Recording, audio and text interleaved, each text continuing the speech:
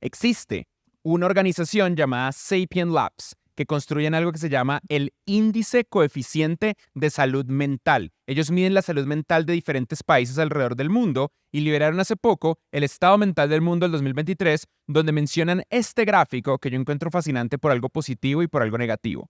Lo positivo es que estos son cohorts de edad y a medida que los humanos nos hacemos más viejos, también nos volvemos más saludables en nuestras mentes. La salud mental crece con la vejez. Pero también vemos otra cosa muy dramática.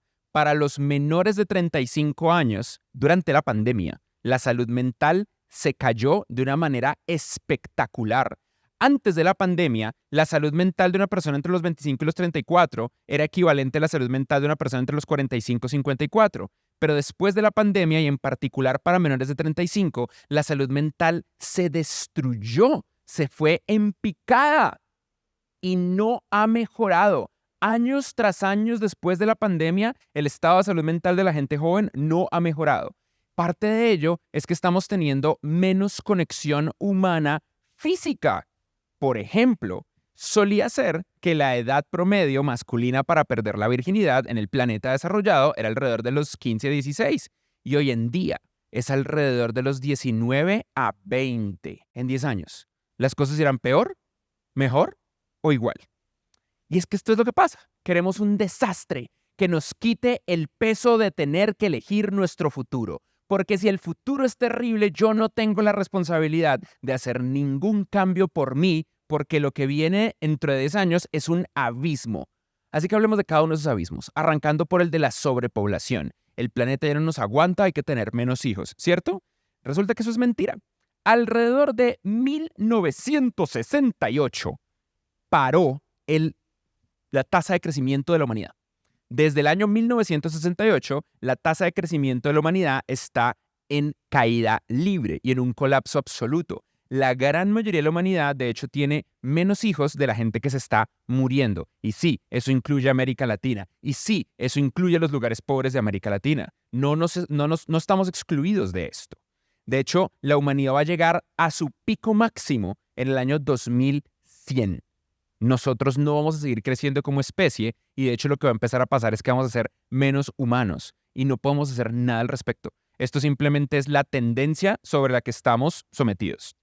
Siguiente, realmente está cayendo la fertilidad en todo el planeta. Hay menos hijos por mujer que la cantidad de personas que están naciendo. Y esto ocurre en los países menos desarrollados, en los países más desarrollados, en el mundo entero. Es un fenómeno global.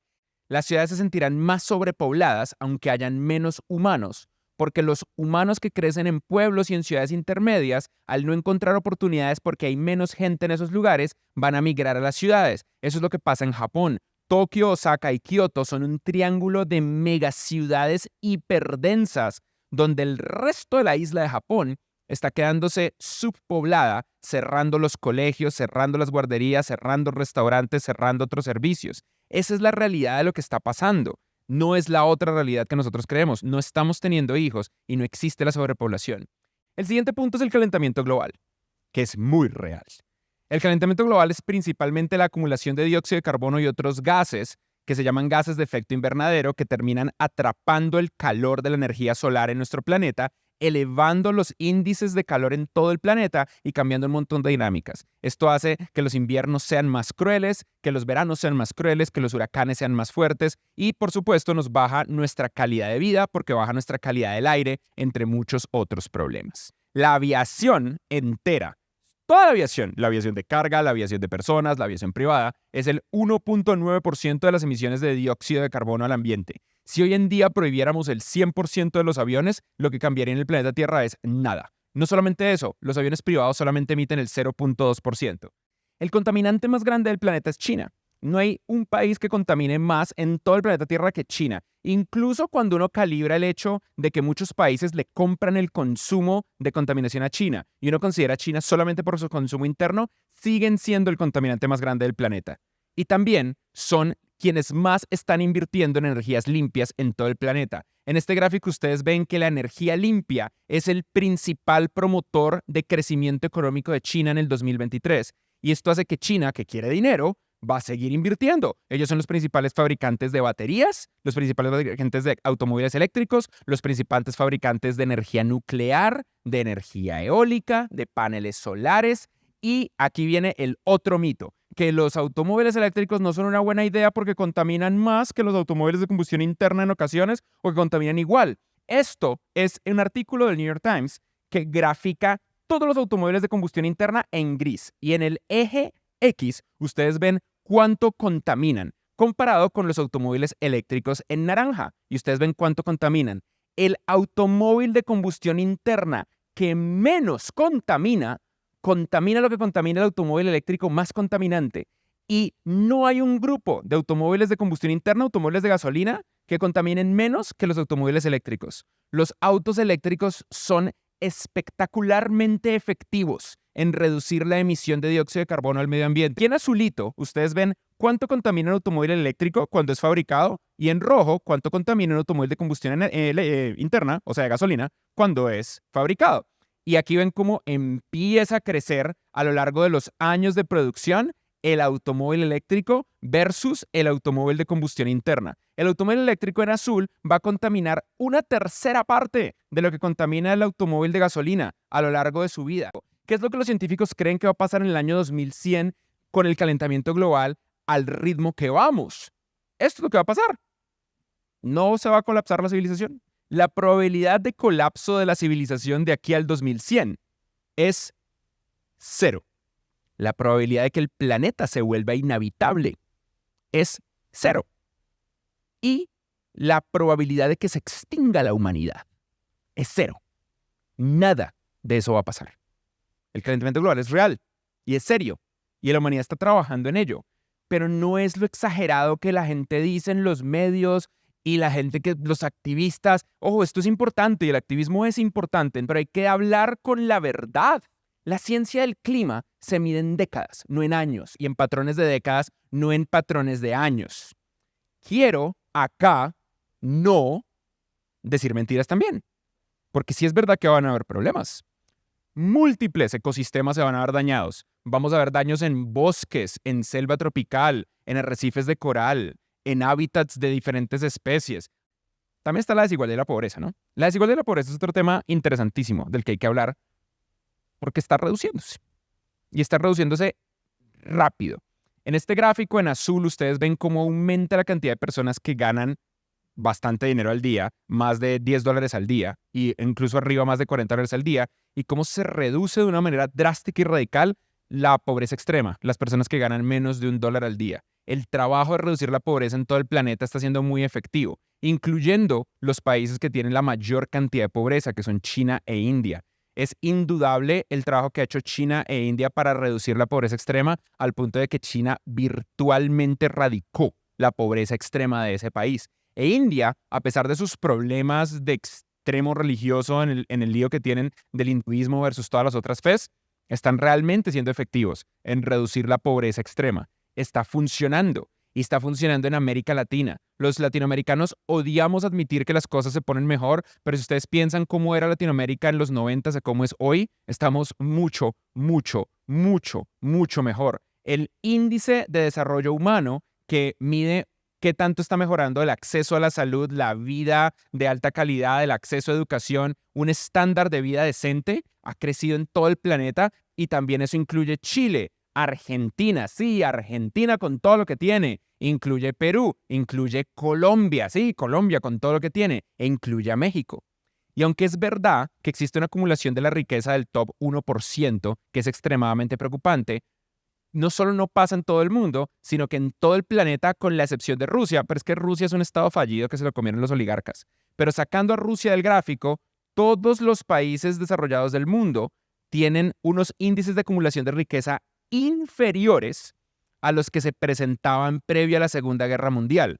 Lo que pasa es que la curva ha ido subiendo en nuestros últimos 10 años y sobre todo en los últimos 20 años la tendencia cambió, pero no en todas partes. Inglaterra, por ejemplo, Inglaterra ha hecho un gran trabajo en los últimos 10 años para reducir la desigualdad económica y nadie ha hecho un trabajo mejor que el de Francia. Un aplauso para Francia. Estados Unidos no está haciendo un trabajo tan bueno, pero está funcionando. Todo este cuento de la plata al final del día no es un tema de pobreza, todo este cuento de la plata al final es un día de la preocupación más importante y es la preocupación por mi futuro laboral. Le hice una pregunta a la gente. Les pregunté en los próximos 10 años, ¿habrá más empleo o menos empleo en tecnología y software? Y las personas dijeron que más, la mayoría, 77%, pero un 23% que dijo que va a haber menos empleo en tecnología y software. Resulta que la tecnología no es exponencial nunca, es una curva S. Si ustedes se van a quedar con un solo mensaje el día de hoy, quédense con el mensaje de que la tecnología es una curva S.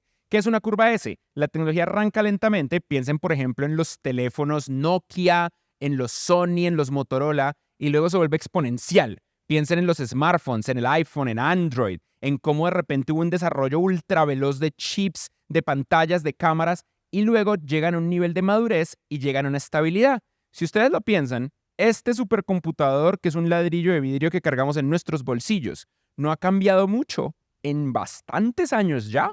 Lleva mucho tiempo siendo el mismo tamaño, el mismo computador, la misma pantalla capacitiva, las mismas cámaras, solamente mejora de manera incremental el chip, la camarita, un poquito el software, pero es un dispositivo que empezó en un estado de hype absoluto y que hoy en día está en un estado de madurez.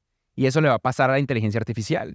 Y eso es lo que pasa siempre. Siempre hay curvas S de una tecnología que llega, luego llega la otra, luego llega la otra. Si vemos estas tres tecnologías, podríamos pensar que la primera curva exponencial fue la curva de Internet y la alta conectividad en los 90 e inicios del siglo XXI. Y la segunda curva fue la curva de los smartphones, después del año 2010, que de repente explotó y las apps y la web 2.0 y la vaina. Y hoy en día estamos llegando al momento de madurez de Internet y de los smartphones y entrando a la curva exponencial de inteligencia artificial que eventualmente se va a estabilizar. Todas las tecnologías, sin excepción, se estabilizan. Estas curvas S son las que hacen que todas las carreras se queden obsoletas con el pasar del tiempo.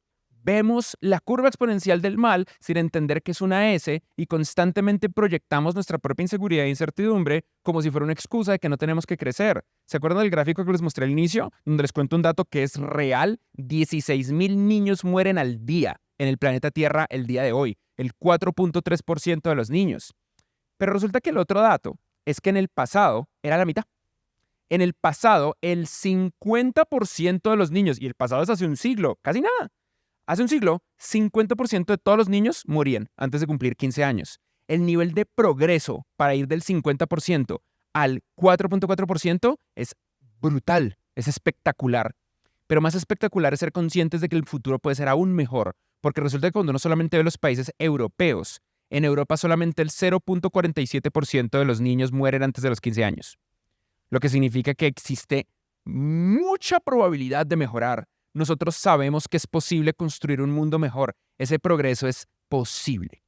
Y ese es mi mensaje para los próximos 10 años. El amable recordatorio que los pesimistas fracasan sin la menor duda. Y la mayoría de pesimistas se esconden detrás de la falsa bandera del realismo. No, yo soy realista. No, tú eres pesimista. Y los pesimistas fracasan. También la inteligencia artificial va a crear los empleos que van a aprovechar nuestro talento mejor. Estamos en medio de una transición compleja, pero las grandes empresas, sobre todo las empresas tradicionales, están aprendiendo cómo contratar talento técnico. Platzi les está enseñando a empresas de fabricación, de manufactura, de materiales, de comida, de industria, de petróleo, de fuerzas militares, instituciones políticas, instituciones gubernamentales, empresas de energía eléctrica, telecomunicaciones, todo tipo de empresas tradicionales, les estamos enseñando cómo contratarte a ti. Le estamos enseñando a la empresa tradicional cómo convertirse en empresa de tecnología. Y con inteligencia artificial van a aprovechar mejor tu talento, lo que significa que los mejores empleos, como antes, ya no solamente están en startups, sino que todos los empleos que usen tecnología van a ser mejores empleos y tú vas a tener un trabajo que quieres. Lo que pasa es que al principio te va a tocar trabajar en algo que no quieres. ¿Y saben eso cómo le llamábamos antes? Ser joven. Normal. Eso siempre pasa. Normal. No, pero es que no me gusta porque no tengo nada. Es normal. Es normal. Y está bien. La necesidad que toda la humanidad tiene de salvar el mundo va a crear tecnología increíble para todos. Porque queremos salvar el mundo, los automóviles eléctricos están innovando más que ningún automóvil de combustión interna y desplegando esa innovación en todo el planeta. Arreglar los problemas requiere, exige que creas que el futuro puede ser mejor. Si tú no crees que el futuro puede ser mejor, no te va a contratar nadie, porque las empresas trabajan en construir y en crear. Y por supuesto, qué desgracia trabajar con alguien pesimista. Arregla este problema. Y no olvides esto. En 10 años, lo peor que te puede pasar depende de si paras de aprender o si en tu vida tomas control.